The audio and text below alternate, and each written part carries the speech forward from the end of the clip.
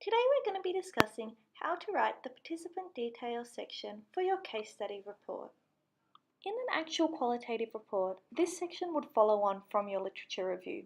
However, this is generally the first section that you will write, as a qualitative report is quite often written out of order. It's important to understand that when you do qualitative research, it isn't the literature that guides the research question, but rather it's the findings from your participants that guide the review of the literature. Now, there are a number of key components that I will require you to include in this section or in any section of a qualitative lab report. When writing a participant details section, what you want to aim to do is to make sure your reader has a really good idea of who was interviewed for when they read the findings. So to do this, what you're going to do is describe your participant to your reader. Tell them some basic information about them. Age, if your participant consented to it, gender, and what industry they've been working in this project particular. Don't just tell me what industry they work in, however. Describe the industry to me and tell me how long they've been working there, because that will influence the findings of your interview transcript. To provide further detail, tell me what their role in the industry is. Describe their day-to-day life for me. On an average day, what is this person required to do? What are the duties they are required to complete?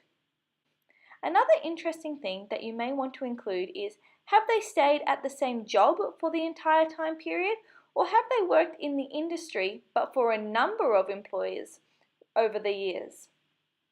This data should all be descriptive and non-emotional. I don't want you to use adjectives or things to flourish this section. It needs to be very plain, very succinct, and very factual. Let's template one together so you can see the kind of thing I'm looking for. Kate is a 47-year-old female who has worked in the academic industry for the past 20 years.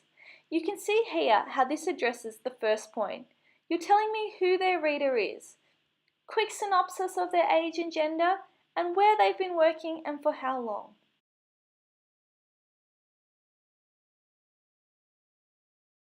Next, you'll see that I get into what her role is. She has been lecturing and tutoring undergraduate students during this time period, and she teaches a number of different classes. See here how I'm giving a brief overview of what their role is? This is because without this context, often the findings can be difficult to interpret and understand. Working in higher education, again describing the industry they work in, Kate is required to complete both teaching and research tasks. Here I'm answering what are the kind of duties they are required to complete.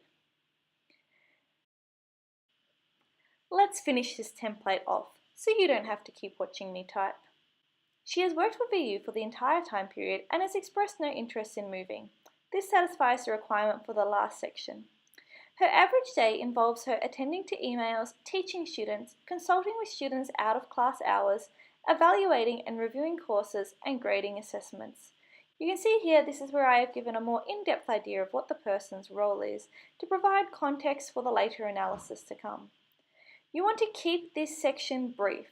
Ideally, at the end of this paragraph, your reader is going to know enough information about the participant that when you present the findings in the next section, they understand them in light of that person's experience.